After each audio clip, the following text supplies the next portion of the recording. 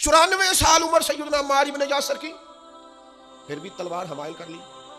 پھر بھی انہوں نے نیزے اٹھا لیے، میدان میں نکلے، مولا علی شیر خدا کے دفاع میں لڑ رہے۔ اور ایک دن ایسا آیا کہ دودھ منگا کے پیا، فرمانے لگے میرے نبی کریم علیہ السلام نے مجھ سے فرمایا کہ عمار تیرا آخری کھانا دودھ ہوگا، آخری کھانا پینا دودھ ہوگا، میں نے پی لیا ہے۔ اور پھر کہنے لگے انشاءاللہ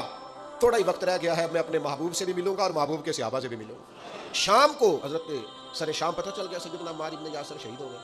مولا علی شیر خدا کی داڑھی مبارک آنسوؤں سے بھر گئی، اور آپ فرمانے لگے عمار میری نظروں میں آج بھی وہ منظر ہے کہ جب حضور کے ساتھ 4-5 لوگ ہوتے تھے تو عمار آپ بھی ان میں شامل ہو۔ فرمایا جس دن آپ نے کلمہ پڑھا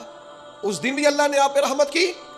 اور فرمایا جس دن آپ شہید ہوئے اس دن بھی آپ پہ رحمت ہو رہی ہے، اور صبح قیامت جب رب سے ملاقات ہوگی پھر بھی وہ رحمت ہی فرمائے گا۔ حضرت مولا علی شیر خدا نے جنازہ پڑھایا، اور پھر حضرت علی شیر خدا فرمانے لگے ان کو خون آلود کپڑوں کے ساتھ ہی دفن کر دو، ان کے کپڑے نہیں بدلنے، اسی طرح دفن کر دو۔